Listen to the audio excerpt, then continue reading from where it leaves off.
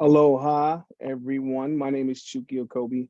Don't know everybody here, but maybe you've heard Dr. Matt mention me from stage. I don't can't speak for Dr. Matt, but I know most of you watching right now are Dr. Matt students or part of our halal. So I imagine you share my passion for personal development and continuous growth. You know, now, you know, many people on this webinar right now are NLP practitioners or HUNA practitioners, so you're familiar with a lot of the content I'm going to be covering. This presentation is from the International NLP Conference, the presentation that I gave here a couple of weeks ago to an international audience of NLP practitioners. And many of the audience, there were unaware of what I'm talking about. So I'm just going to give it to you, give you guys the same experience and explain it the way that I understand it. Perhaps you'll gain a new and deeper perspective on what you thought you already knew. Now, before I even go deeper into this, just some housekeeping. If you have any questions, just put them there in the Q&A. And obviously, if you just want to say hello, just go ahead and drop that right there in the chat. It's really funny. I was having lunch the other day with my teacher. Now, my teacher, he's from Hawaii. I love this guy. My teacher, he's always talking about and thinking about his teacher, his uncle, and what he used to say in the native Hawaiian language, "Aohe pau ko ike ko halau," which translates to realize not all wisdom is taught in one school. There's wisdom all around you right now if you quiet down and open up your mind, because when you change the way you look at things you look at start to change. Even NLP. Let's go deeper. The Hawaiian culture is so cool. "Aohe pau ko ike ko halau." Man, what a beautiful language, right? One of the things I love about the Hawaiian language is it's so metaphorical. See, in ancient times, wisdom was passed down from the heart of one generation to the hearts of the next generation through storytelling. I mean, that's the way our ancestors used to teach. So that's how I do my best to teach, by telling stories from the heart. I'm going to do my best right now to communicate my points in a way that you cannot possibly misunderstand. So you can appreciate why my coaching and training company and my approach to NLP are what I call the basic instructions of mind mastery. See, human beings, we're the most complex living organism in nature, but success is simple if you know the basic instructions. The story gets deep now, so without further ado, let's begin. Now, I'm originally from Pittsburgh, Pennsylvania. Growing up with just my mom as a single parent, her and 4 kids, I'm sure you can imagine a lot of her focus to raise 4 kids on her own. She wasn't thinking about my extracurricular activities. So when my parents were married, home, it was not a happy place to be. I mean, there was a lot of fighting between my parents. So they split and my mom moved us out of Pittsburgh. I moved around a lot as a kid. Can you believe I went to 6 schools before high school?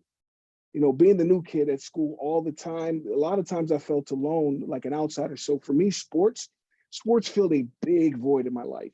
When I was playing sports within this team, I felt like I had a happy family and a valued member of this tribe. So when I was about 7 years old, that was when my dad left. So most of my life, I grew up in the house without a strong father figure at home. Now, what I did unconsciously is I found my male role models that collective father figures. You know what I mean? Men that I looked up to and whom I believed I could learn what it meant to be successful. The intense love I feel right now for sports and my deep desire to develop into the very best professional that I can be. I'm sure you can relate to how I could be naturally attracted to men like this. Most of those role models were my coaches in sports. See, sports gave me a deeper sense of self-worth. I loved being a valued member of the tribe and being relied upon as a leader. I developed a deep love for sports very early on, so I had this vision for my life, the impact that I was meant to have in my lifetime. And I made the decision when I was 7 that I was going to be a professional athlete. Sports was what I wanted to do. I mean, this is my life. Just feeling that love for myself and imagining the love I'd receive from everyone else. You can relate. As a 7-year-old, I just wanted to feel this love forever.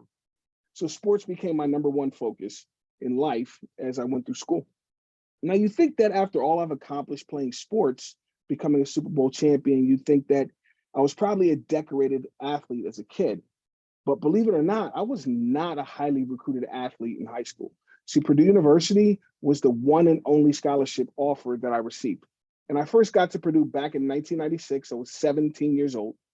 And by the end of my first semester, by my first semester, after my first season, I found myself in an all too familiar emotional situation.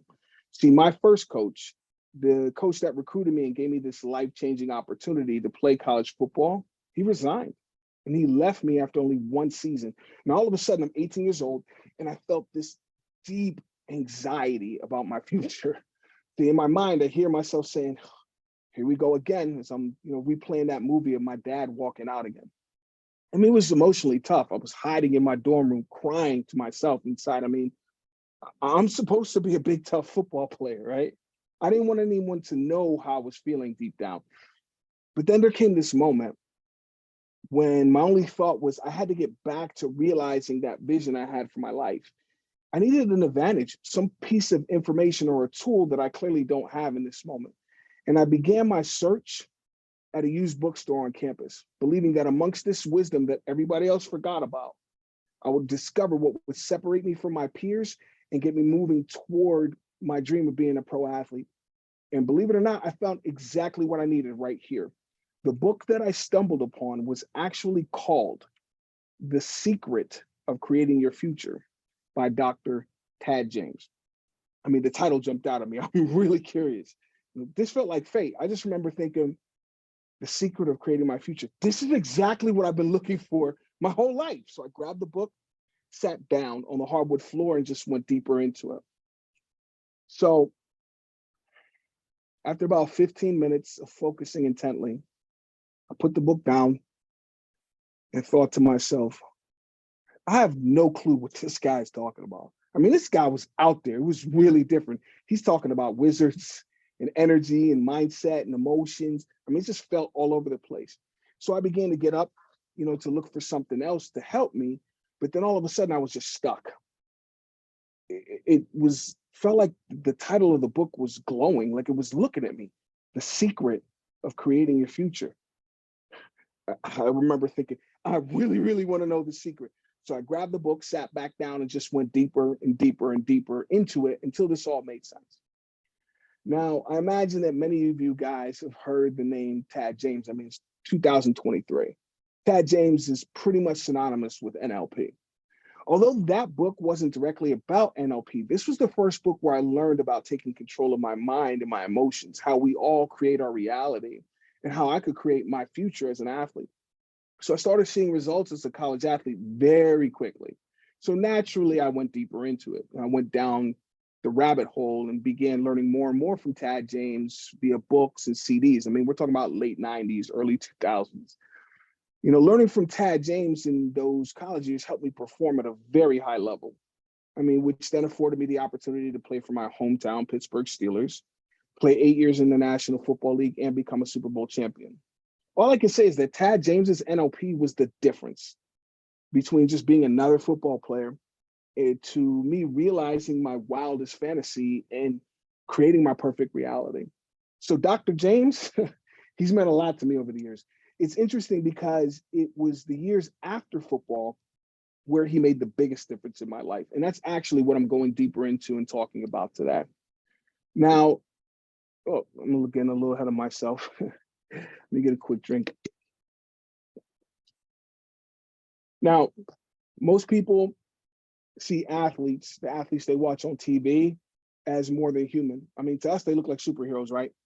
The way the stories you hear about them are told, you would think that Muhammad Ali could stop a speeding locomotive or Michael Jordan could leap tall buildings in a single bound. We forget sometimes that even though reaching that level of performance in sports is rare for any human being, sports are games that are indeed played by humans. And playing pro sports is still a human experience. I thought to myself, well, I'm human. That means I could do this too. So back then, becoming a Tad James groupie, I felt really deep in love with hypnotic language, Milton model. As a football player, I created this mantra that elevated my athletic performance. I mean, thinking about NLP and that energy, mind, emotional, physical connection, my thought was that by using the right language when communicating with myself, I could get my mind and body to work in sync to make my vision of success my reality. The magic words that I said over and over in my mind in college and in the pros were, the mind commands, the body obeys. Again and again, saying it to myself, the mind commands, the body obeys. Now, after achieving the level of success in sports that I worked my whole life towards, after the 2008 NFL season and after injuries had ended the previous 2 seasons, I realized that I was done with football. And it wasn't so much that I didn't want to play anymore. It's just that, I really did deep down, I really did want to play. I was still a young man. I mean, I was only 30 years old at that time. Of course, when you think about 30 or think about 31 years old in pro sports, that's like being 70 years old in any other job, right? I mean, definitely some emotions coming up with this experience. Now, in NLP, we know that emotions are unconscious. And I guess in this moment, I was unconscious of the emotional impact of losing the only personal and professional identity that I'd ever known. I mean, leaving sports was so abrupt and unexpected, it blindsided me. I wasn't ready to deal with this transition to my next chapter. I really didn't even know what that looked like. There's a lot of thoughts spinning around in my mind. And like I said, the mind commands, the body obeys, right? Now, I've been telling myself this for a really long time now. But what I didn't consider is what happens when the thoughts in my mind don't match who I am or the energy in my environment anymore. When what I'm doing every day is different than what I've trained my mind to do. I mean, how would that old way of thinking affect my life right now?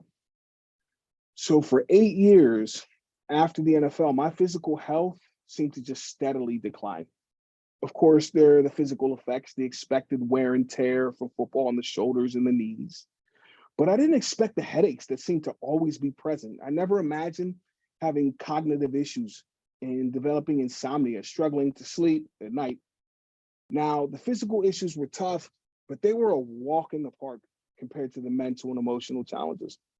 I mean, after being so focused on sports for so long, more and more my mind focusing was becoming an issue. It was tough for me to focus on anything. In my day-to-day life, no matter the situation, I seem to feel frustrated, paranoid, like all the time.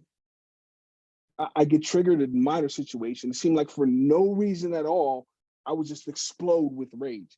And I mean, this got me into fights, which naturally led to trouble with the law.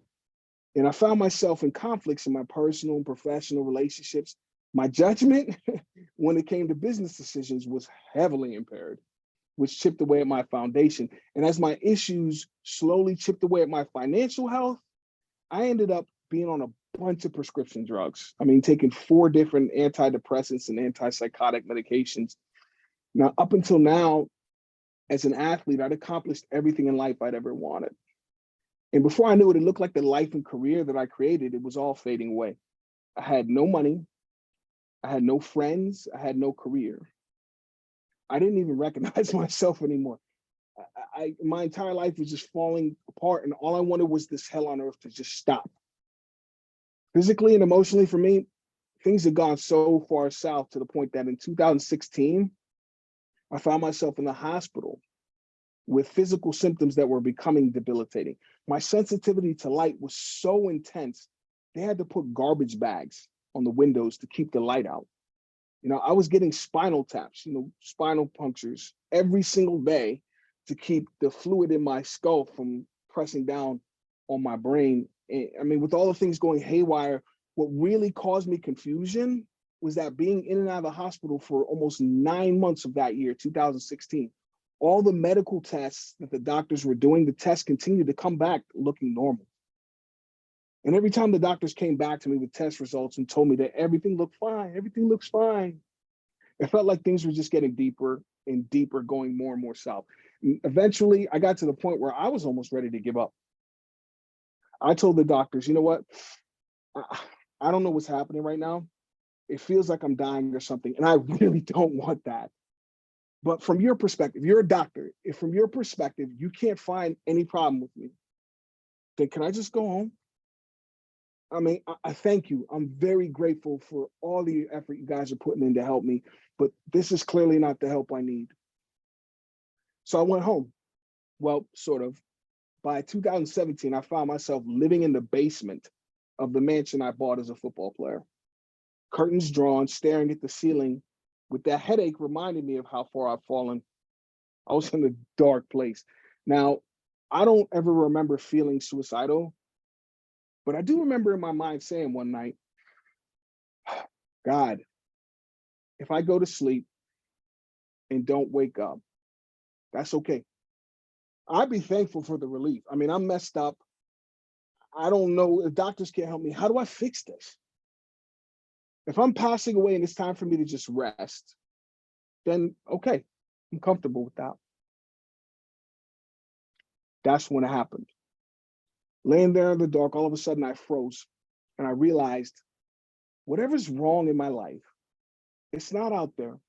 It's not football. It's not my business partners. It's not the world. It's got to be me. To hear that kind of thought in my head, I mean, that it's okay to sleep and not wake up. Nah, man, that's not me. It's just not who I am.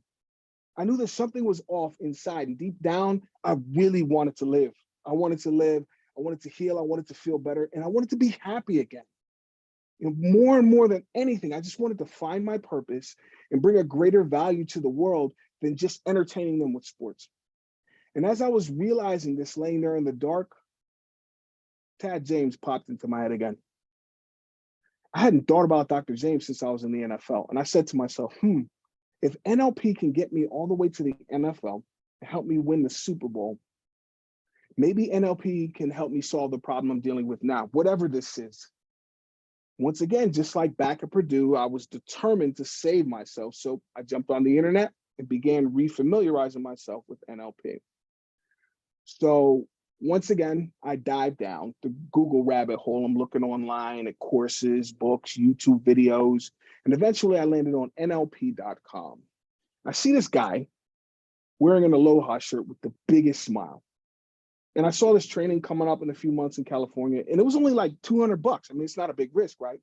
So I said, why not? Made plans to leave Pittsburgh, head west to see if I could learn something that would help me feel better.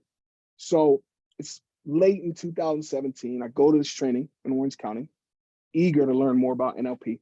And there are about 100 people in this training. Now, to make sure I will be able to pay full attention and focus on the trainer, I took a seat in the front row all the way to the left, closest to the door.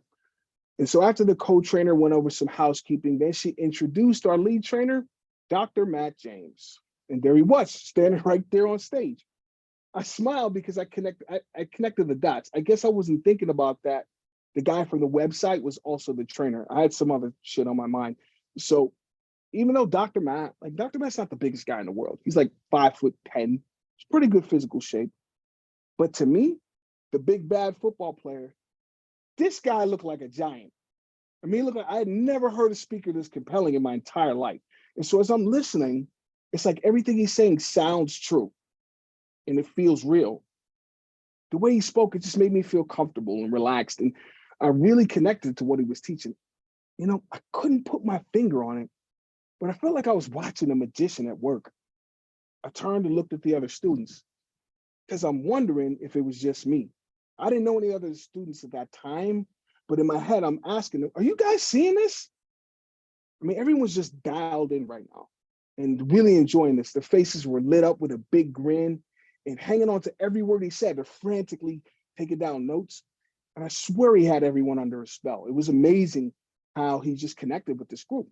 I had a feeling that I was in the right place right now. And I just knew deep down I had to meet this guy. I mean, after the segment, the class went on a 15-minute break and Dr. Matt turned to his laptop and was getting his slides ready, I guess. And even though I didn't know what to say, I knew I needed to know his secret. I needed to know it. So I stepped on that risen stage, walked right up to him, offered him a handshake. He looked at me, smiled, and said, aloha. I looked him in his eye and I said, listen, I don't know what you're doing up here, but I'm going to do what you do. And you're going to keep seeing me in these trainings until you teach me how to do this. I don't know what you're doing up here, but I need to know your secret. I need you to teach me. And he said, sure, I can do that. And so the other students are lining up to get a moment of his time. And so I needed to end the exchange. So I began to get off the stage. And as I put my first foot down on the ground, I turned back to him and I said, Dr. Matt James, It's really funny. It's interesting. There's another guy that teaches NLP, Dr. Tad James. You ever heard of him? He looked at me and laughed and said, "Yeah, that's my dad," as he turned to greet another student. And that was the first conversation I ever had with Dr. Matt. It's really funny. It's interesting that after all I'd achieved in the NFL and the struggles I've been experiencing in life up to that point, that was the moment that everything changed. Now, why am I talking about this? You know, I probably should have called this presentation NLP in Ancient Hawaii, the Savior of an American Footballer, because that's exactly what these learnings did. It saved my life. Thinking about that experience I had back in 2016, being hospitalized, for a lot of athletes that play contact sports, it's not as uncommon a story as you think. See, the ancient Hawaiians believed everything in life is created in pairs, a dichotomy made up of a positive and a negative half. It's a natural law called the law of harmony. Now, they believe that everything that exists, including existence itself, is simply one side of a dichotomy. There's a positive and negative to everything. Everything in life is a dichotomy. And so I wanted to give you this law before I go deeper into what I call society's football problem. Everything in life is a dichotomy, even our problems. And it's not just about those that play contact sports. It's an issue for all of us, really. Whether you're a fan of sports or not, think about the significance that sports have and what they mean in our world. If you're from Europe, Asia, or Australia, think about the emotional connection many have to rugby, cricket, English football. Consider the prestige and the pageantry surrounding the games, the attention and media coverage that we give to athletic competition, how we treat those that play at the highest level with the same deference as royalty or Hollywood stars. I mean, sports provides high quality entertainment in our world. It brings happiness and joy to millions and creates a positive vibration in our communities. It's a dichotomy. So I'll start with the positive side. I can tell you from my experience now, American football, that can be a spiritual experience. See, in America, football is an institution considered by many to be as spiritual as the Holy Bible or church. I mean, maybe that's why most NFL games are played on Sunday, right? And think about the positive economic impact that football has in America and that ripple effect that the American economy has across the globe. The National Football League, or the NFL, is by far the most profitable sports league in America. And so that particular league, its revenues continue to rise steadily each year. Thinking back to 2001, that was my rookie year in the NFL. The revenue topped out about $4 billion, and it's up to $17 billion in 2021. I don't even know what it is in 2023. But recognize that the economic impact is serious. So we talked about the spiritual, the energetic, the economic impact sports have on society. I think we can call that positive. All of that's positive. That's the positive side. Now, talking about this football problem, my experience of the negative side and how the ancient Hawaiian wisdom helped me solve it is why I'm sure you're listening right now. So allow me to illustrate. In the simplest terms, when I left football, what I was experiencing was an identity crisis. Now, I'm sure most of you guys are familiar with the term identity crisis, so maybe you can relate. Now, in Western society, many of us tend to tie our identity to what we do professionally, right? Think about it. If I fight fires for a living, I'm a firefighter. If I teach people, then I consider myself a teacher. If I perform surgery, then naturally I see myself as a surgeon. What I do is who I am. My job is my identity. That's pretty common. Now, most have never considered what it's like to identify as a professional football player. So just picture it. Here's a young man. He's 27, 28, 29 years old. Thinking back on his life, all he's ever focused on, all he's ever dreamt about, all he's ever invested all of his time and his emotions into has been playing football. It may be all he's ever known, all the way as far back as his conscious mind goes. Now, just imagine, say, a 30 or 31-year-old firefighter or a teacher gets a phone call one day from his employer, and they say to him, "Hey, how you doing? Just letting you know we don't need you anymore. Oh, and by the way, you'll never work in this industry ever again." I guess you're not who you thought you were. Good luck with life, though. Click. You know,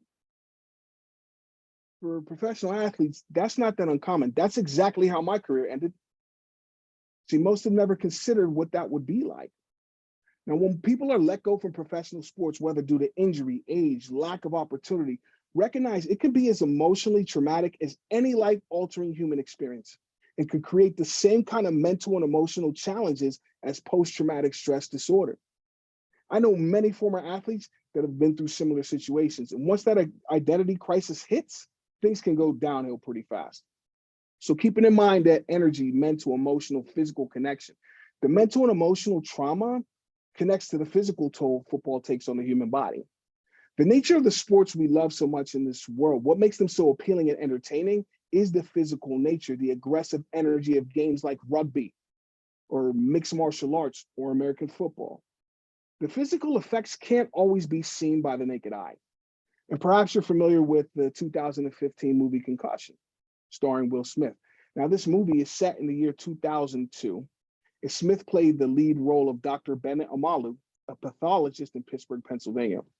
Now, pathologists work with dead people. They perform autopsies.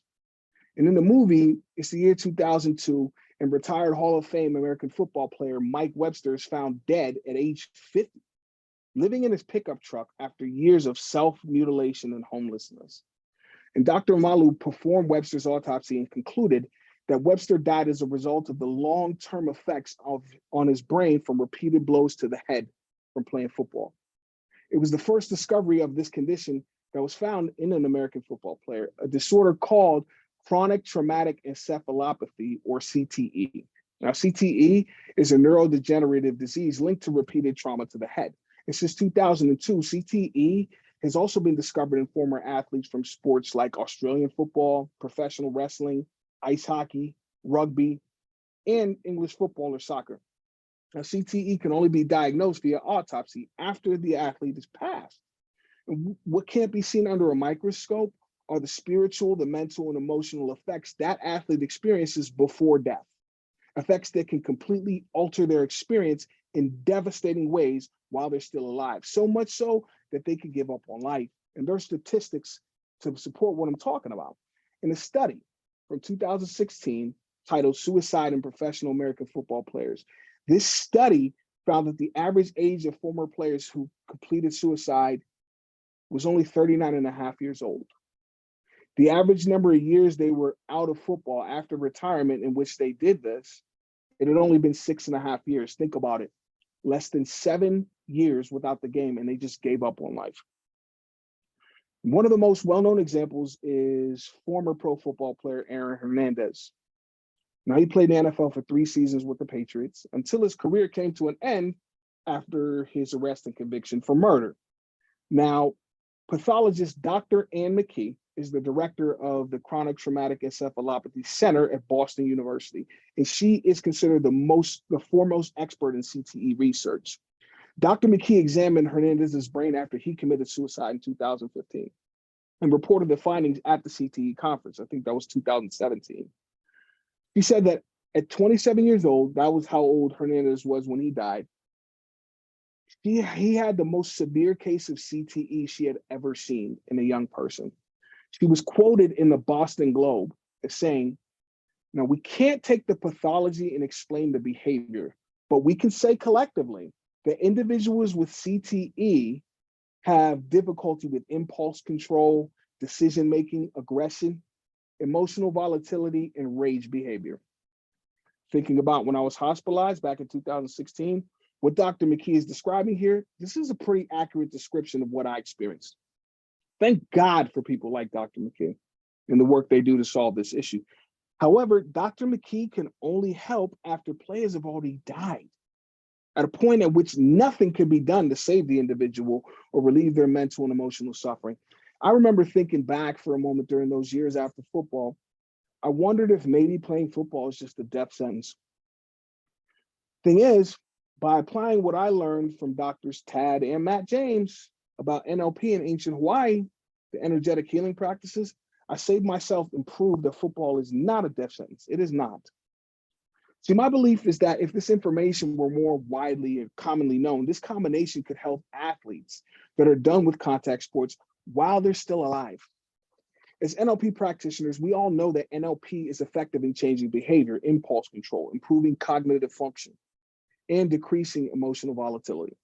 These teachings help me rediscover myself and redefine my identity. There is no doubt in my mind that this combination of NLP and HUNA is an effective strategy to regain mental and emotional balance, overcome identity crisis, and heal the physical body. Listen, my story, that's all the evidence I need. So let me share with you what I learned and how I applied it. Thank you for your patience. Just got to wet my whistle.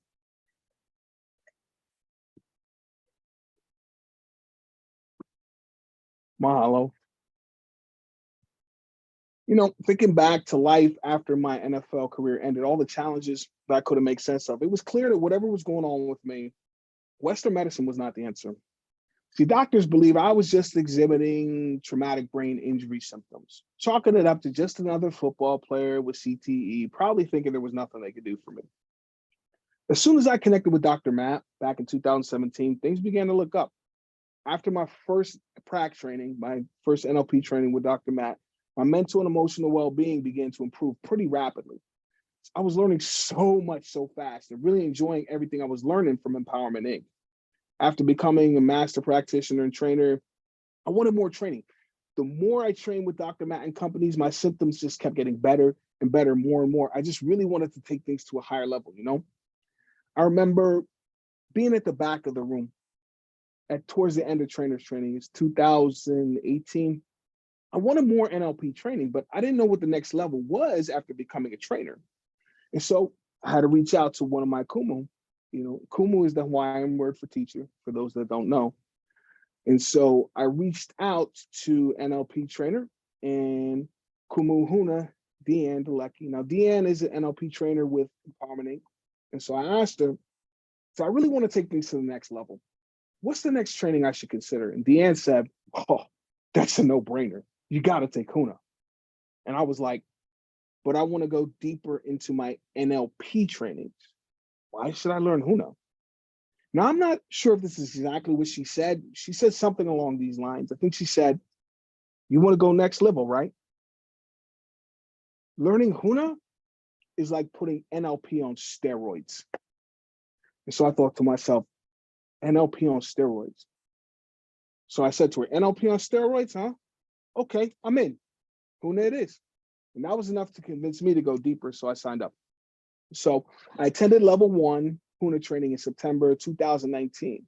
And to say that experience was a profound one would be the understatement of a century. Without getting too deep into all of the individual ahas and wow moments I experienced at that training, the main point I want to share with you is that after what I learned from Kumu Deanne in September 2019, I have not experienced any of the symptoms that led to my hospitalization back in 2016, not one. And for the first time in a decade, I felt like myself again.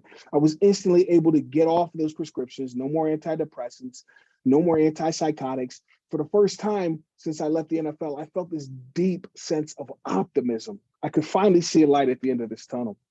Now you might ask, wow, all the TBI symptoms gone, no more depression, no more medication? Oh, Deanne must really know what she's talking about. What the heck is Dr. Matt teaching? And why isn't everyone learning this? See, that's what we're going to get into now. NLP and ancient Hawaii connect.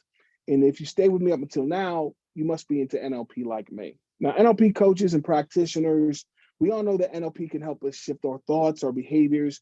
It can be a real game changer mentally.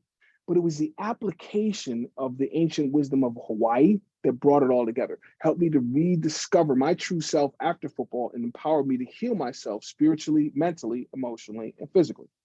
Now, Empowerment Inc. and the James family have been teaching NLP for over 40 years. That's not that long when you consider that this ancient Hawaiian wisdom that they teach has been passed down going back now 29 generations.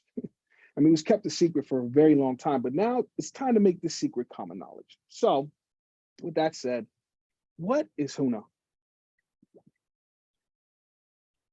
Well, let me give you a quick history lesson. Let me start with that. A story about the United States. Now, if you look at a map of the US, you can see how Hawaii, the 50th state, In the Union, it's, very much separated from the rest of the country, kind of like Western thinking in the ancient Hawaiian way of thinking, or metaphorically as far apart as that 50th state in the mainland of the US. Now, in this day and age, where we as a global community are more aware of the value of cultural diversity and what it can bring to our lives, I just really love learning history. And what I found is that many ancient cultures seem to have the secret of how to live a happy and balanced human life. Now, me being the NLP nerd that I am, I'm always curious about the strategies that they used back then to ensure that the important principles of human life were common knowledge for everyone, just a standard part of life for their tribe, clan, or kingdom. So let me go deeper into this history lesson and connect some dots here. Captain James Cook of the British Royal Navy became the very first Westerner to come into contact with the Hawaiian people back in 1778. Now, Captain Cook's men and the missionaries that followed kept detailed journals of their experience, and many wrote vivid descriptions of the state of being of the people who lived there. They illustrated the native Hawaiians as being almost entirely devoid of any physical or mental disease. No one was depressed. No one suffered from anxiety. No one felt dissatisfied with their life. And it had been this way for perhaps hundreds or thousands of generations. It appeared that back then, everyone had this healthy and balanced relationship with themselves and their minds and hearts, and an equally harmonious relationship with the environment they lived in. The word the Hawaiians used to describe that general state of being was pono. Now, the direct translation of the word pono is to be right. Now, I don't know about you, but that sounds incredible to me. Almost makes me wish I lived in that world right now.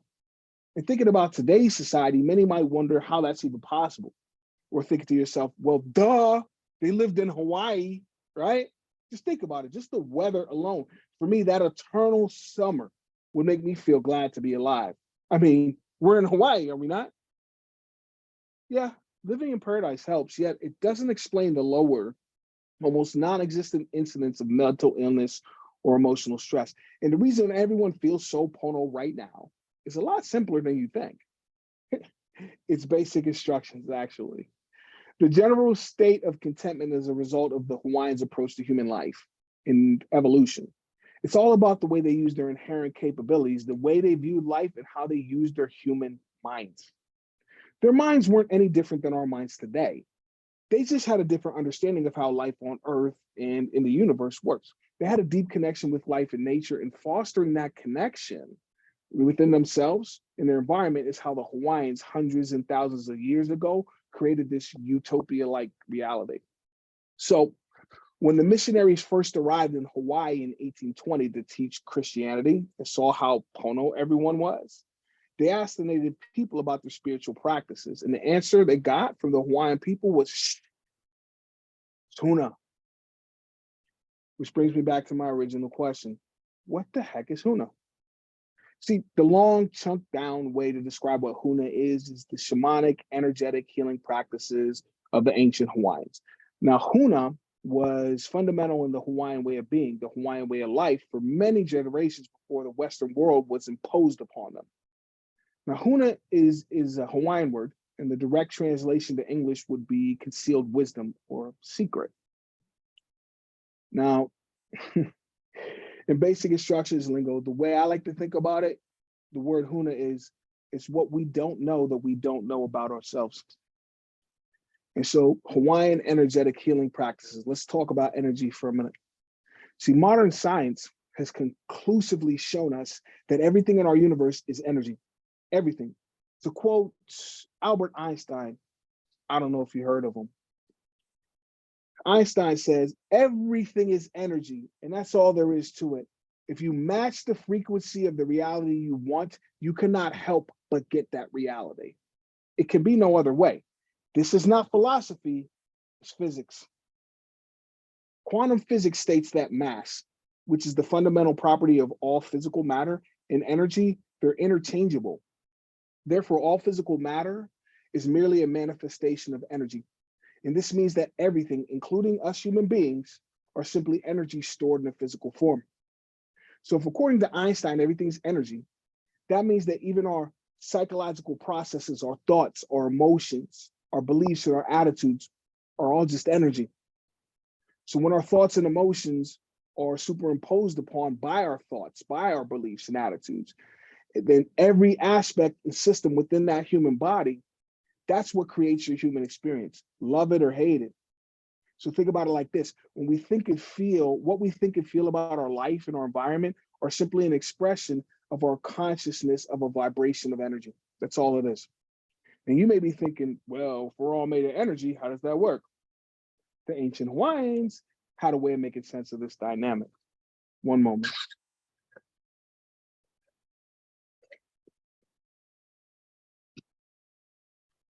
Now, as we go deeper into this next Huna concept, I want you to think about the mantra that I used to use back in college. The mind commands, the body obeys. The ancient Hawaiians understood this. They had an awareness of the different aspects of what we are as energetic beings on this planet. Now, the Hawaiians believe that all humans have 3 cells and 4 bodies. This concept might sound familiar. Now, the difference between the self and the body is the difference between your mind, which is etheric and intangible. It's the difference between your mind and your brain, which is just a physical part of your body. It's part of your physiology that the mind is channeled through and brought into your conscious awareness. So the bodies are the 4 levels of your conscious awareness of energy. The mind commands, the body obeys, and the body becomes aware of that energy through that process. And so I like to think of this concept not just as the 3 cells and 4 bodies, but I like to think of it in basic instructions terms as the 3 minds and the 4 bodies. Now we'll go deeper into the 3 minds in a moment, but let's first take a look at the 4 bodies and how together they create our life experience. So the mental body is where our mindset and attitude towards life takes shapes. This is the domain of our thoughts, our strategies for how we do things, the stories we tell ourselves about ourselves, our experiences in the past, in the present, and in the future. Those stories are actually the interpretation of the energy we perceive through the 5 senses. The mental body is where we make sense of or interpret that energy. Now, the emotional body is a part of us that's in charge of our natural instincts. All the things that we do automatically, things we do, we never have to consciously consider, like keeping my heart beating. How do I breathe deep as I sleep, eyes blinking, all things we can agree we're doing, but we're not consciously considering or controlling. In the emotional body is also where our memories and our emotions live, hence the name emotional body. Now, we're all familiar with the physical body. This is the vessel that we live in. We take care of this body through our nutrition, through our physical activity. Sleeping is a major factor in the health of our physical body.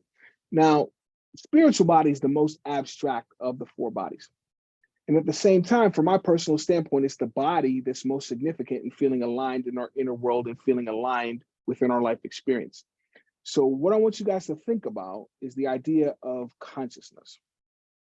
Now, according to the book Flow, which is the classic work on how to achieve happiness by Mihaly Csikszentmihalyi, we'll just call him Mihaly, keep it simple. What our consciousness is intentionally ordered information. To become truly aligned, the Hawaiians believe that all 4 bodies, our thoughts, our emotions, and our physical body, and our spirit or energy, all 4 levels of consciousness need to communicate with and work together effectively. And through NLP, we have the tools today to apply this ancient wisdom. So when you think about the spiritual body and connect what Mihaly outlined in the book Flow, the NLP communication model, I don't know if you guys have heard of it, recognize that each second we're only conscious of 126 bits of sensory data, sights, sounds, smells, tastes. And as NLP practitioners, we know that there are more than 2 million bits of sensory data coming at us per second in any moment, which means there's a lot more that I could possibly be conscious of in any given moment in life. So the way I look at it is like this. My consciousness of my 126 bits is actually just intentionally ordered energy. That's all it is. When I heard this at Huna training, man, I was fascinated.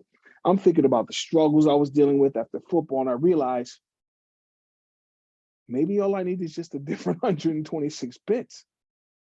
Now, to find a new 126 bits, I need to expand my consciousness. So think about developing the spiritual body as learning to expand your consciousness. Now, once I learned this concept, it was easy to connect the various modalities and applications to the corresponding body. NLP relates mainly to the mental body, our thoughts, our strategies, how we do things, the stories that we tell ourselves about our experiences, past, present, and future. Now, hypnosis works on the unconscious mind, or the emotional body, the part of us that stores all those memories from the past, the part of our existence that's in charge of the things we do automatically, our instincts. Heart beating, breathing deep, eyes blinking. And of course, proper diet and physical activity take care of that physical body. Now, to become conscious of a new 126, this is where Huna comes in. So now you have an idea of how the ancient Hawaiians interpreted that human experience, the consciousness of it. Now let's turn our attention back to those three selves or three minds.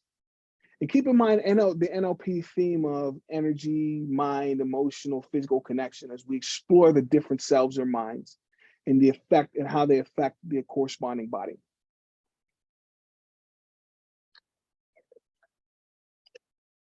Now, the main Huna learning that I needed to get my life after football and back to feeling pono is a concept known as the lesson of mastery. How to master oneself and results in life and in their physical world.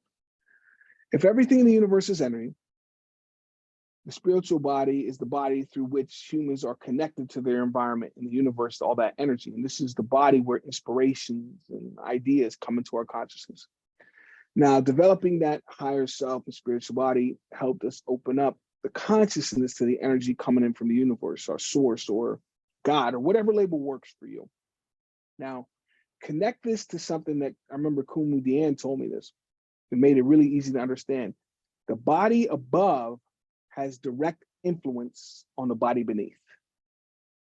And so I made sense of it like this. The quality of my thoughts in the mental body were directly influencing the behavior of the emotional body, which then led to physical symptoms. The stories I was telling in my mind is what's triggering the emotional difficulty. It's the mental body that determined that energy and the emotional body, energy and motion, emotions, that's what's going on. Now, as a former football player, those years after football, when my thoughts, the stories I'm telling myself in my head every day are about how I've lost the only way of life that I've ever known, how I feel lost in this world without football, how I'm not sure who I am anymore. I mean, no wonder the emotional body's triggering these emotions like anxiety and paranoia and rage. I mean, that became the emotion I was experiencing all the time.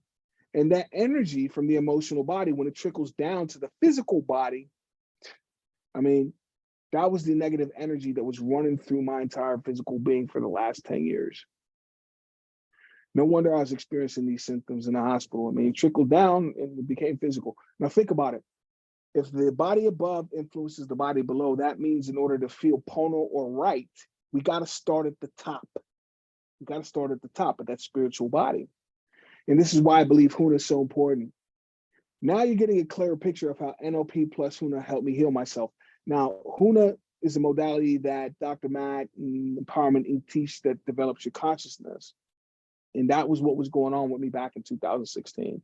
This is what doctors can see under a microscope. When we align all four bodies, that's how we feel pono. We're pono with our environment, we're pono with our relationship with others and with life overall. Now, as I was saying, back to the three bodies and four cells, the three cells, three minds, connecting the dots on how each mind connects to the corresponding body. So let's begin with the higher self. When we're talking about the higher self, this mind corresponds to the spiritual or energetic body. A lot of people get caught up on the label spiritual. Just to be clear, I do not mean religion. Although spirituality and organized religion are not the same thing, religion, think about it like this, religion's a man-made structure through which to connect to one's spirituality.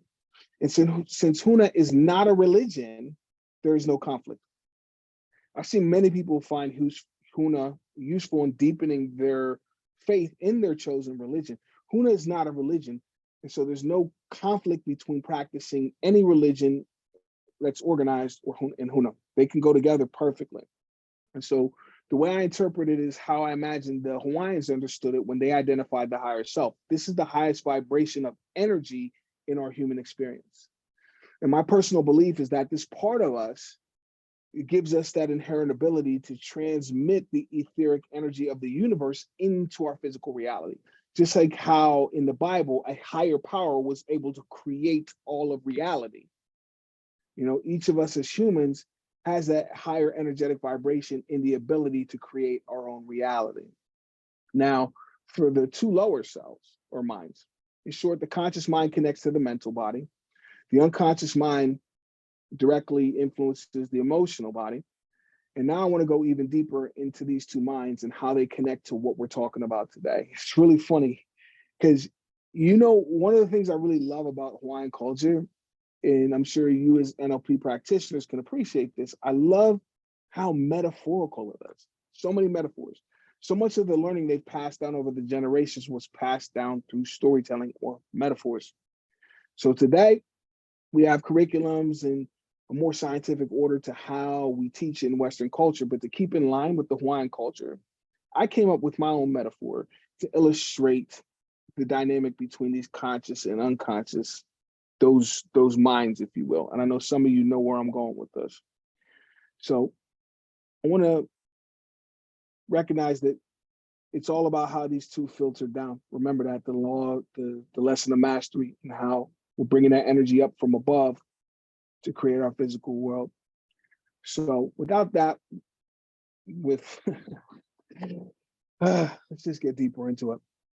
We'll talk about your conscious mind versus your unconscious or subconscious mind. Now, it's metaphor. I love to use this picture to illustrate the dynamic between these two minds. Now, look at the joy in this little boy's face. He's excited. He's got big plans for today and for his future. He's got his best friend with him because dog is man's best friend, right? And you notice he's got the leash. So in this pair, he's in charge. Now, this little human represents your conscious mind. Now, check out the size of that big, beautiful beast. Could totally overpower his owner, but he would never hurt him on purpose. This dog loves this little boy more than anything and wants nothing more for him than for him to have exactly what he wants in life. See, the thing is, he's a dog, though. He doesn't think in the complex ways that little humans do. Much, much more simple, more conservative, but a lot bigger and stronger. And you'll see the reason why here in just a minute. So this dog represents your unconscious mind. The simple way to think about it is the conscious mind only has one job. And so if I was having a garage sale and these two were helping me, I'm going to have this little kid doing the change because he has the ability to think, interpret, rationalize, analysis, logic. That's all the conscious mind does. The unconscious mind is much bigger and stronger because it's got a lot more jobs. It's got a lot more jobs. So, you know, when we think about, you know, what's keeping my heart beating right now? Breathing deep as I sleep, eyes blinking, blood circulating, all these things we can agree we're doing, but we're not consciously aware of or controlling. That's the job of the dog. So to put it in the simplest terms, conscious mind's in charge of thinking. The unconscious mind is in charge of instincts. Now, a lot more jobs that the dog has. And so, and we talked about the unconscious mind, the emotional body, and some of those functions of that part of who we are. Now, I'm not a bet. I don't gamble, but if I was a betting man, I will bet that nobody here ever woke up in the morning, put your 2 feet flat on the ground, did that big morning stretch, and said, okay, I'm making a conscious decision right now to be pissed off at everyone and everything I see. Anyone on the road, if this dog doesn't get up, I'm just gonna, oh, you know what will be better? I'm gonna be afraid.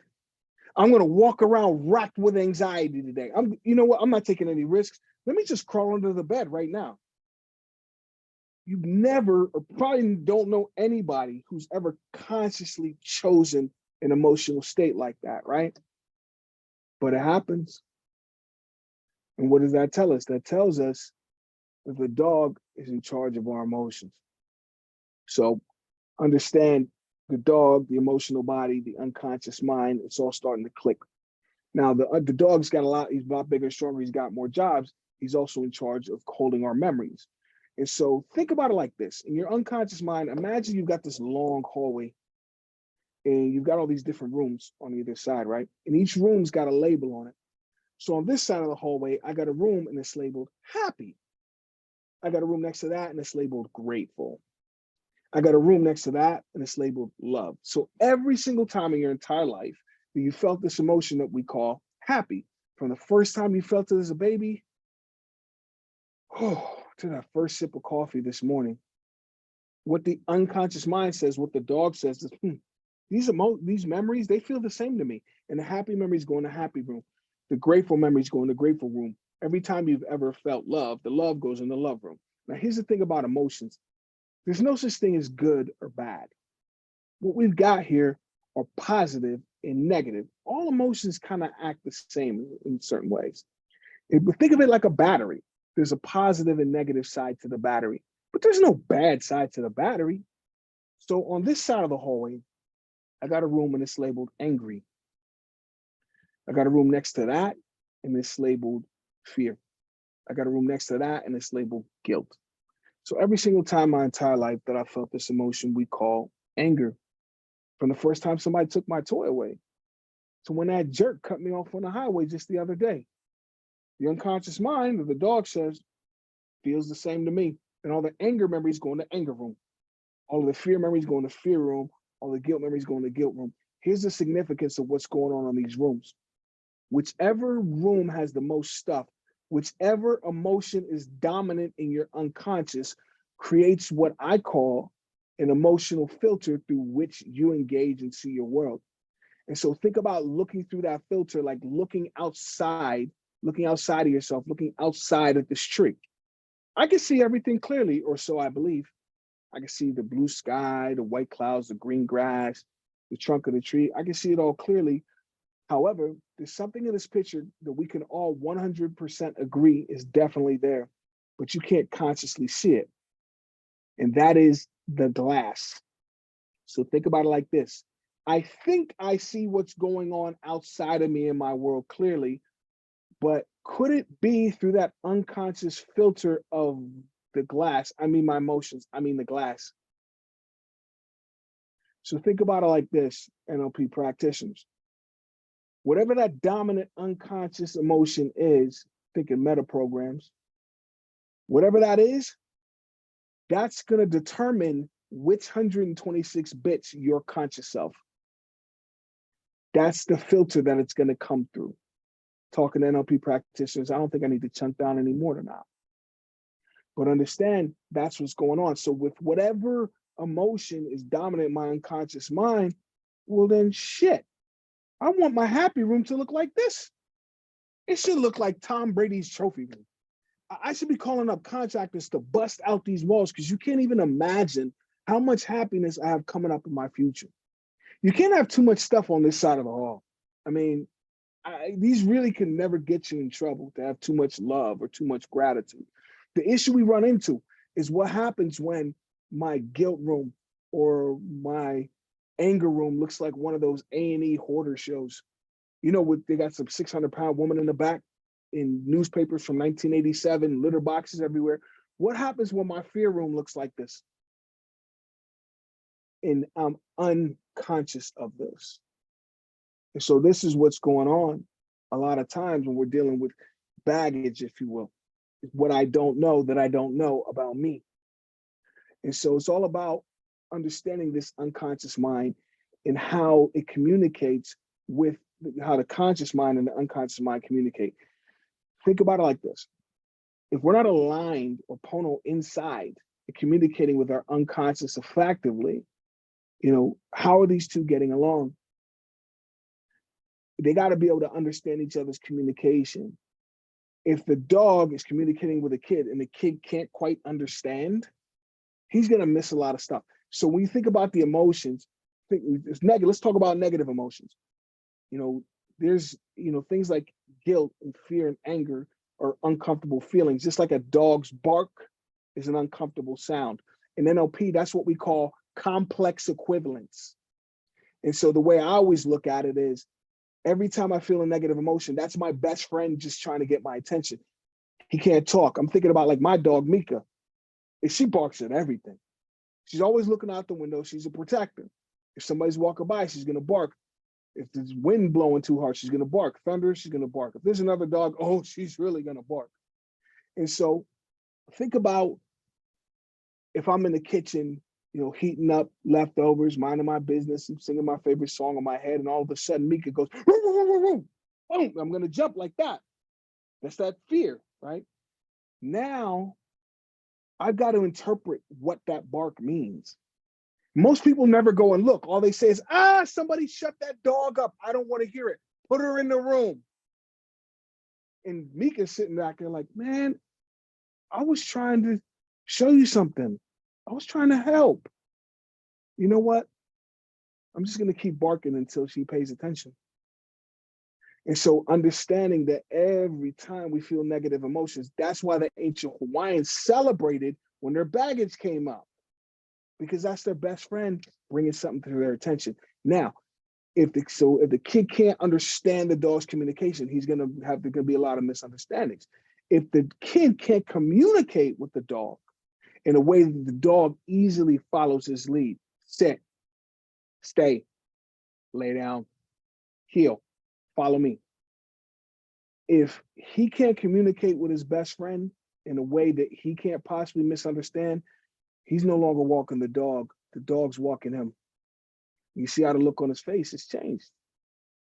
A lot of times, this is what's going on. And so when I think back to my own situation, this was what I needed to correct. I had to first become conscious of it so I could get these two bodies on the same page. What we're talking about is aligning the faculties, the mental and emotional faculties, got to get the head and the heart on the same page. They were on the same page, when I was going towards the NFL, but all of a sudden they're misunderstanding each other. And so when you talk about what we do a lot of times with our clients as NLP practitioners, coaches, Huna practitioners, is helping to clean all of that stuff out of the unconscious mind. We got to get rid of the filters so that all of a sudden, I think about, my experience at level 1, and all of a sudden I can see everything clearly. Well, all of a sudden, anyone that was at the airport when I was leaving kind of knows what I'm talking about. But all of a sudden I could see everything clearly. And it allowed the conscious mind to start making different decisions and living life in a different vibration. And all of a sudden, with the head and the heart aligned, life starts to feel the way it's supposed to. I love Hawaiian and I love metaphors. So understanding, I just love to use that to understand the dynamic between the conscious and the unconscious mind. And so most people understand, they know how they think. But when you know how you think, that's conscious mind. So, how does the dog think? How does the unconscious mind work? And of course, the Hawaiians had a way of making sense of this. So what we're talking about are prime directives of the unconscious mind. Dr. Matt includes this in practitioner training, but it is a Huna concept. I digress. Now, the dog's a lot bigger and stronger. He's got a lot more jobs. And so there are, I think, 20 prime directives. I'm not going to get into all of them right now. I'm just going to go over some of these briefly, but I'm going to focus on a couple. And so, it runs and preserves the body. That's the dog's job. Heart beating, breathing deep, eyes blinking. It follows directions. Essentially, the dog's just listening to whatever the kid tells him to do and executes that to the best of its understanding. It needs repetition to learn behavior. The way I understood this is whatever the kid says repeatedly, the dog takes over and makes automatic. So think about this. Most of us know, I can't say for sure, but most of us know how to drive a car, right? And I imagine you haven't thought consciously of all the steps it takes to operate that machine, right? Now, just go back in your memory to the very first time when you were 14, 15, 16 years old and got behind that wheel. A very conscious process. You probably got out of the car like, man, people make this look easy. I'll never be as good as him. But you got back in the car and did it again the next day. And you did it again and you did it again. And eventually it became automatic. You put the key in and you were off and running. That's how, because the dog took over that process for you.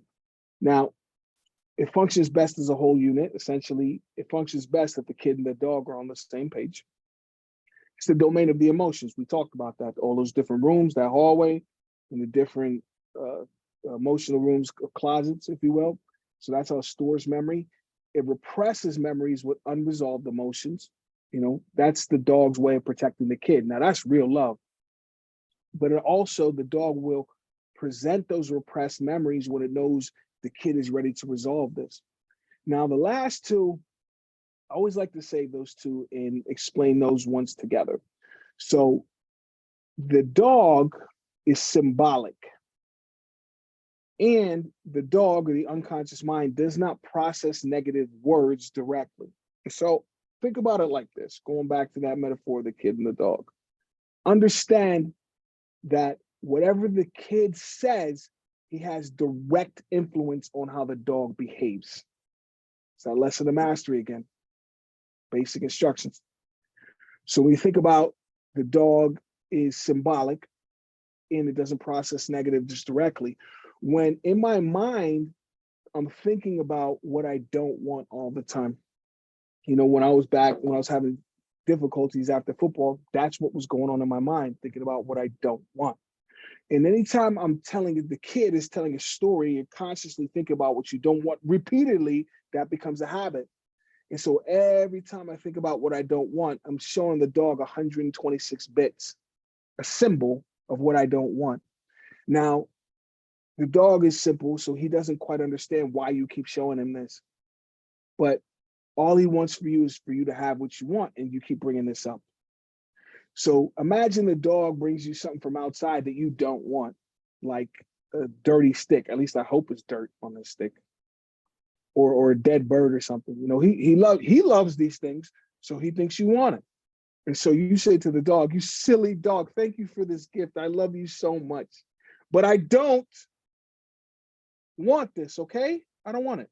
And you throw it. What's the dog gonna do? He's gonna chase it and bring it back. You say, "No, you silly dog, I love you so much, but I don't want this."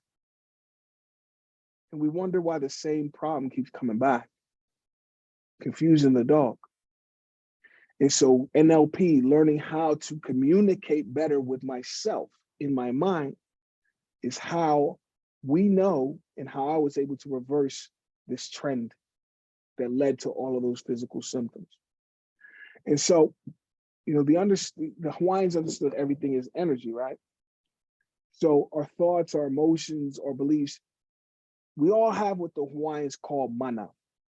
Now, mana translates to life force energy. You know, our words have energy or mana behind them, and how we use those words in our mind, that's how the kid's talking to the dog. Or think about, you know, NLP, neuro-linguistic programming. It's going to cause an effect in our life experience all the way down to the physical level. And this is evident in the Hawaiian language. I love the Hawaiian language. So, you know, I was thinking back then, you know, what if I was to apply Huna to my life? You know, how would I do that? So I'll break this down, how I heal myself in all four bodies. And I'm going to use some Hawaiian words right now. Of course, I'm going to translate it into normal functioning language and use English to explain it. But essentially, this is the recipe that the Hawaiians had to effectively apply Huna to life. These 4 steps are what I call the basic instructions of creating your future. So the Hawaiian language, Eha Homana, Ho'omana, Eha Ho'omana. Eha means 4. Ho'o means to make. And as we just said, mana means life force energy. So I interpret this as the 4 requisites to creating your future. So the 4 requisites are ho'oku'u, pule, ku'upau, and nanapono.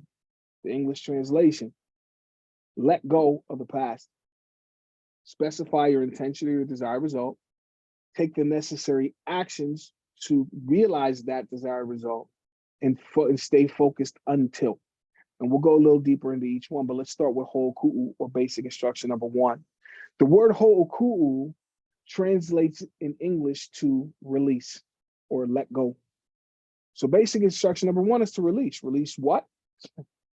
Release the past. Working with clients over the years, I've heard again and again, well, you saying this basic instructions. Yeah, it's easier said than done. Letting go of the past is hard, I can appreciate that. Letting go of the past can appear to be hard. Then again, everything is hard to do when you don't have a strategy. Is it not? I mean, think about the Wizard of Oz. Dorothy believed she was in a situation there was no way I could get myself home, that she was totally incapable of solving this problem herself. So thinking about Eha Homana, the 4 basic instructions of creating your future, as an NLP practitioner, you already actually know the basic instructions of how to let go of the past. So here's some different ways that I've done it. I know some of you have done it, and maybe some ways you haven't thought of. Ho'oku'u, or release. So there's this, the Hawaiians actually have a technique to help use energy to help people release. And if you can believe it, it's actually called ho'oku'u. And now that's my energetic healing practice of choice, but it's not the only one. Remember, ao he pauko ike kohala. Not all learning is taught in one school. So other energetic practices like Reiki can be effective. I don't know. I'm sure we have some Reiki practitioners watching this now. So if you have a Reiki background, that could be very helpful in helping people with basic instruction, number 1. Now, hypnosis, mental and emotional release for, my TEP, master practitioners, we know this one. And timeline therapy. Timeline therapy was developed by Tad James. But remember, when wisdom is passed down to generation, it evolves. And so today, that's where we get Dr. Matt's, who developed mental and emotional release. And mental and emotional release is, a modality that helps us to gain more emotional control and to release a lot of that baggage and whatnot. Massage is a big one. Massage is a big one. The ancient Hawaiians had Lomi Lomi. Got to send a shout out to Kumu Jr. For those of you guys that know Junior, he's a Kumu, which is, one of the highest rank of a Lomi Lomi practitioner. And other things like reflexology or acupuncture. All these things can be very effective in basic instruction, number 1, or releasing that past. And so MER, I was going to talk about MER for a second because, that's Dr. Matt developed MER, along with Dr. Patrick Scott, who did the clinical research. And I just think back to Master Prac, and when I learned MER, that's when I realized that, what? I do have control over here. I have control. I'm in control. And letting go of the past can be as easy as clicking your heels 3 times. It could be that simple to get back to Kansas. So the bottom line is, if I was ever to feel Pono again, I had to let go of a bunch of stuff. And, the ancient Hawaiians had different techniques, but the most important technique for me was one a lot of people have heard of, whether it be through Dr. Matt and Empowerment Inc. or maybe Dr. Joe Vitale, and that is Ho'oponopono. Again, this beautiful language. So let's break down the word Ho'oponopono. Now, Ho'oponopono, Ho'o means to make, Pono means right. We talked about that. And when you say Pono twice, it means right inside myself, and right outside, right with my environment. Now, one thing about the challenge of leaving pro sports is that in order to make it to that NFL level, I had to train the dog to hold on to an idea, to a picture, that vision, the dream that the kid had of playing in the NFL. But when the dream becomes reality and it's time to wake up, the unconscious mind or the dog needs to be retrained to ho'oku'u, or let it go. In learning Ho'oponopono, that was the number 1 in training the dog to let go. I mean, I had to let go of the feeling of being a failure. See, most athletes' careers, they end involuntarily. I just remember having this sense of unfinished business, like I didn't get the job done, like I am messed up somehow. And Ho'oponopono helped me to get right with myself and realize that after playing 80 NFL games over 80 seasons and winning the Super Bowl, that I did indeed get the job done. I mean, this is the future I started creating back at Purdue. And I brought down the energy and made that my reality. I learned the lesson of mastery as a kid in college. And so the guilt baggage, I had to let go of that. Ho'oponopono helped me let go of grudges, the people over the years that I felt betrayed me or hurt me, cheated me, the coaches, the players, the fans. Yep, the fans. Because they weren't treating me like royalty like when I was playing. All the stories I had in my mind, they were spinning around like a vinyl record, obsessing. Ho'oponopono helped me let all of that go. And I mean, now nobody's living in my head rent free anymore. Once again, it's just me and my dog in here. I reconnected with myself, and anyone who's lost someone close to you, this is a really, really good technique. I'm sure you can relate. When you lose someone close to you, you may have to let them go to get Pono again. Now, in my situation as a pro football player, what happens when the person that you were so close to, that person you love so deeply and lost, what happens when that person is you? I mean, when that identity crisis hits, and you realize that you're not who you thought you were, you need to rediscover yourself all over again. And I'm telling you, if you can think of anyone in your life that has gone through loss, whether that be a friend, a family member, a job, a career, or their personal identity, a regular practice of Ho'oponopono will do the trick.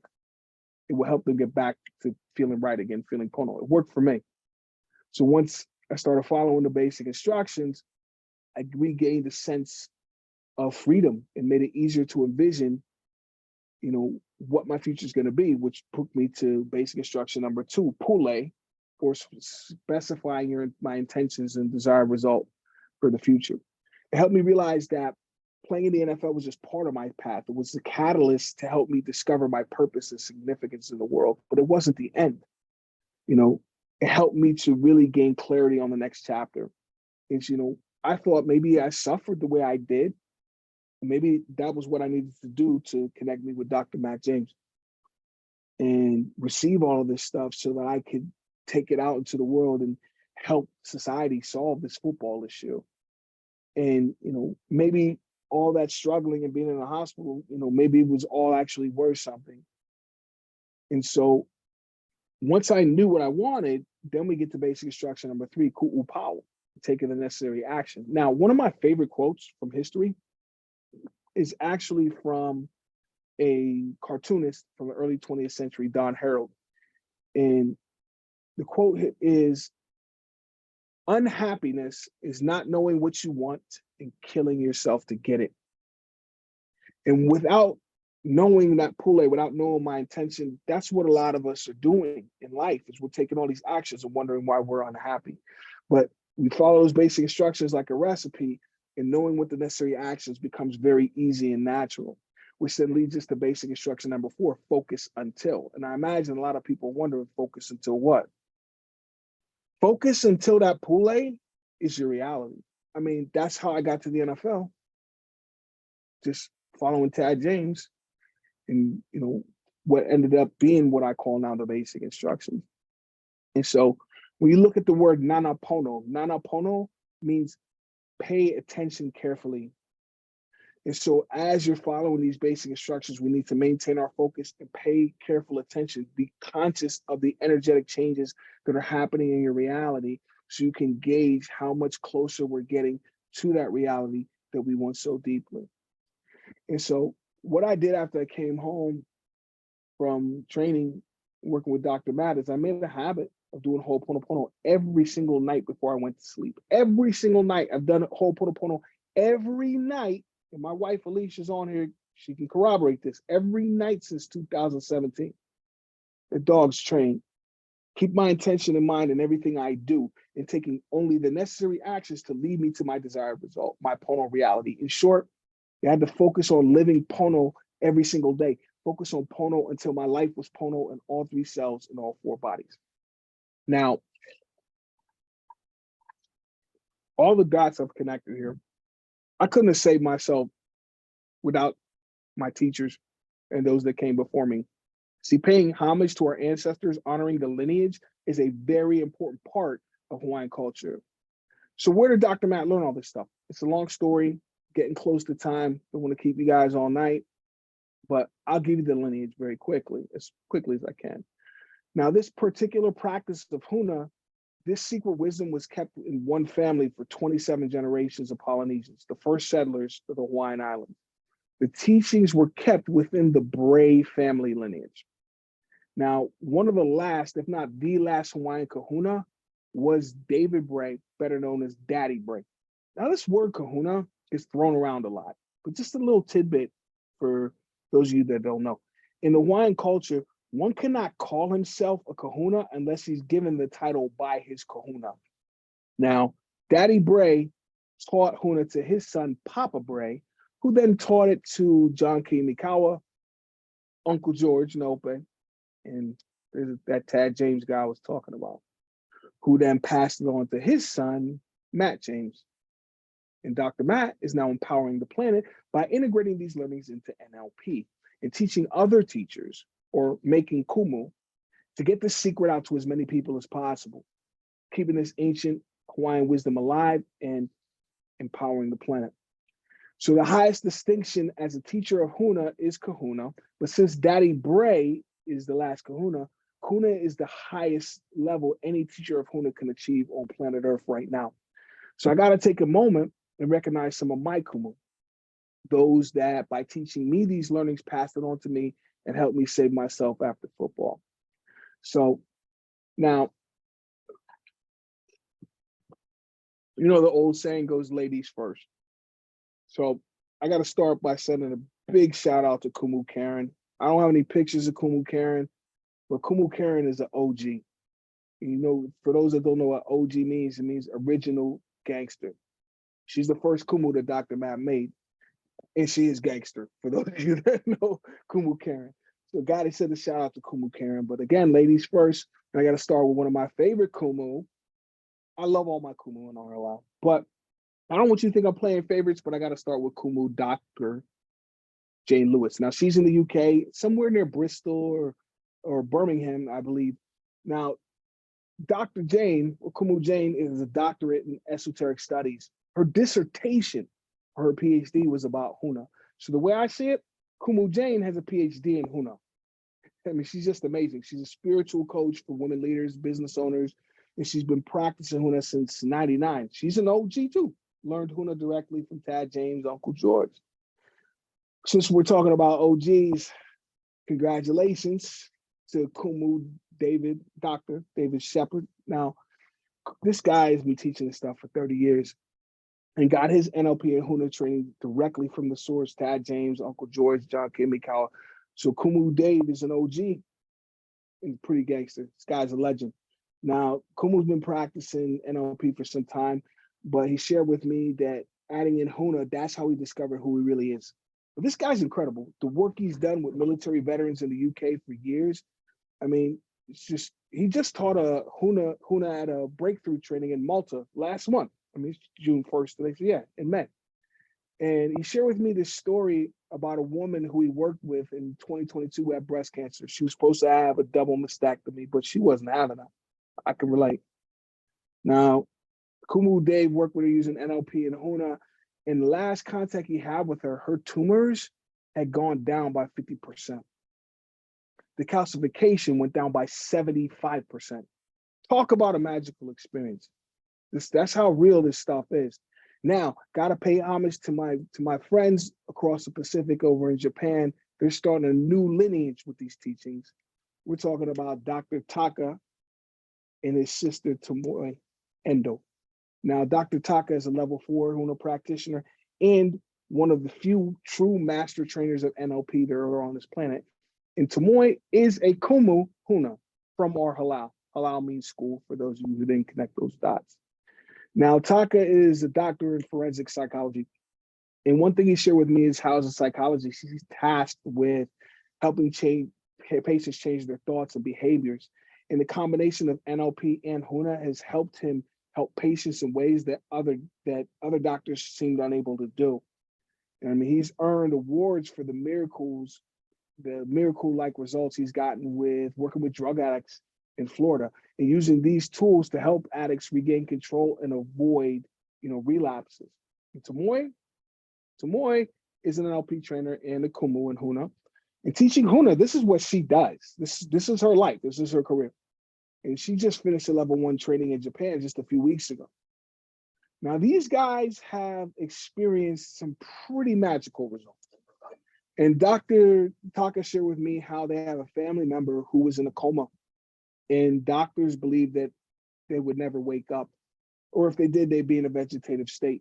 Now, using these tools, NLP, hypnosis, and Huna, not only did they wake up, but they regained and retained all cognitive function and memories.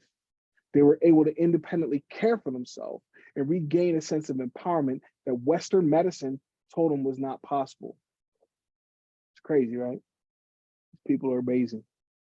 Now, I gotta ask you guys remember those Dos Equis commercials with the most interesting man in the world?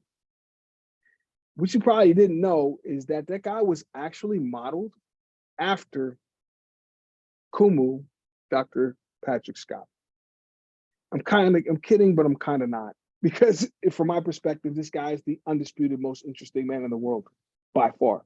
This guy spent 18 years in college, so many degrees, he has 16 letters after his name.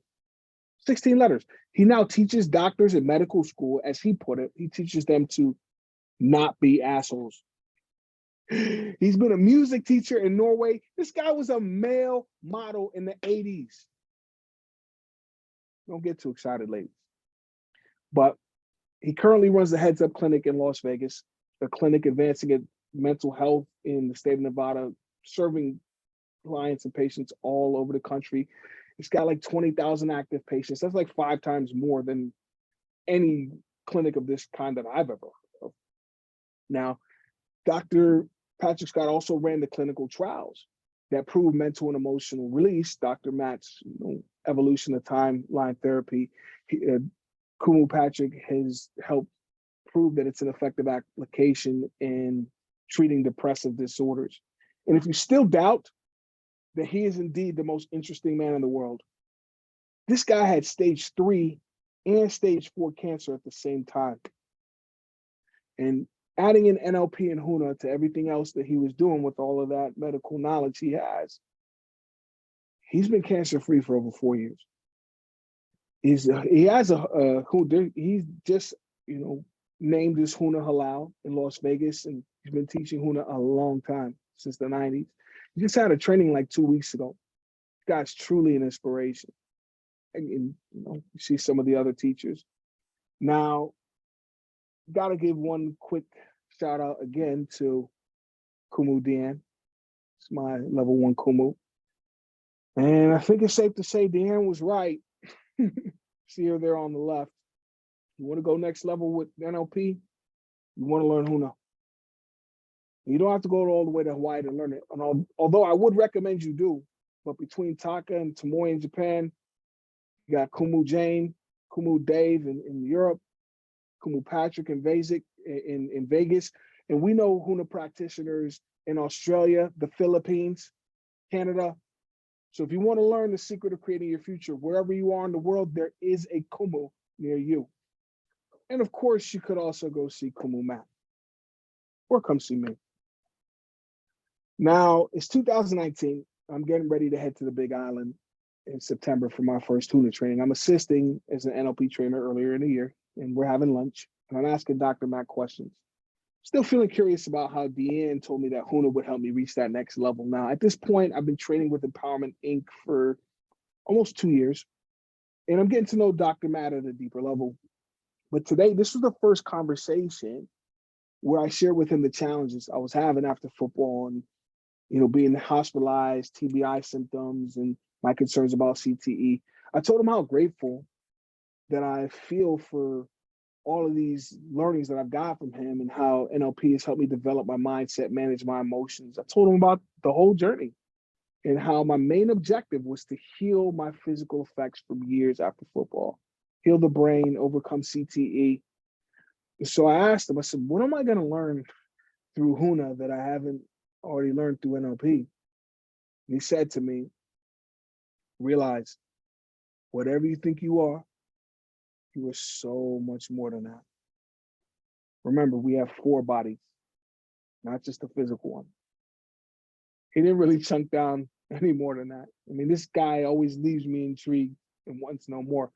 So now I'm super excited for the training in Hawaii. So a couple months later, I attended HUNA level 1. And since then, September 2019, life just keeps feeling better and better. 100% of all the symptoms the doctors couldn't figure out, they're gone. I realized when I got back to the mainland that they were gone. I didn't need the medication anymore.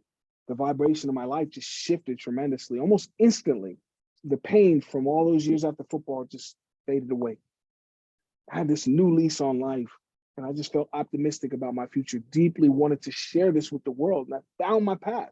I realized my purpose in life by learning Huna. Feels good to know that I was right when I told the doctors that modern medicine wasn't the help that I needed. And Kumu DM was right. Huna took things to the next level. And then in my mind, I go back to that bookstore where I found that book by Tad James, The Secret of Creating Your Future. I mean, the book is a metaphor.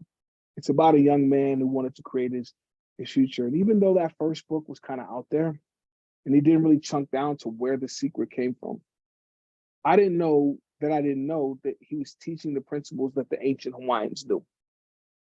From Tad James back then, I learned that every word is a prayer. Every thought in your mind casts a spell. What you hold in your mind creates a resolve. So everything you think, everything you say, and everything you do causes an effect. Going deeper and learning about NLP from Tad James, learning, the NLP, the effect of the language of the mind. That's how I came up with that mantra: the mind commands, the body obeys. And so with these teachings and that mantra, I was able to create my future. I realized my dream of playing in the NFL, achieving that Super Bowl level success. It's also helped me realize that a life of playing contact sports, developing CTE, the PTSD that comes with identity crisis, playing football is not a death sentence. We humans have the inherent ability to heal ourselves. Now, I'm going to presuppose that probably none of you watching this has CTE. So just think about some aspect of your life that others from the outside, or perhaps you have a belief that whatever the issue is for you is insurmountable. When you begin to apply these teachings and commit to your own personal evolution, if you know this secret, then you know that you can create any reality you want. Just ask Albert Einstein. Any reality you want, from winning the Super Bowl to rescuing yourself from the depths of despair. This wisdom has been kept a secret for too long. Little did I know that this secret about the connection between faith, mindset, emotions, in my physical world, a deeper understanding of this, a deeper understanding of myself, is what I needed to tap into that energy and bring it down to heal and evolve myself in all three bodies, all four minds, and in our physical world. This wisdom has been kept secret for too long. But now with us, this next generation of the lineage, healing ourselves and teaching people around the world how they could do it too. We each play our part in realizing that vision of empowering the planet. So if you want to know what the real savior of American football is, or perhaps savior of all mankind, in the words of the ancient Hawaiians, I'd say to you, that's Huna. Creating your future is simple if you know the basic instructions. What questions do you have? What did you learn? What do I need to know?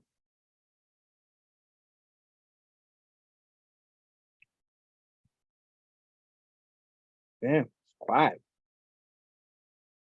I guess that's it. All right, well, I'm very grateful for you guys checking this out. I know a lot of people are going to check out the replay. I hope you got something out of it. And what I'll say is this NLP and Huna stuff, it's not a game. This is some real life-changing stuff, deeper than anything you can imagine. It's a lot more than just seeing what you saw and hearing what you heard. It's really, really deep. I just hope you guys take something from this, go deeper into your own learnings and assist Empowerment Inc. and everybody there in this mission of empowering the world. Mahalo to every single one of you guys. Aloha. Oh, no, I see I got a couple of questions.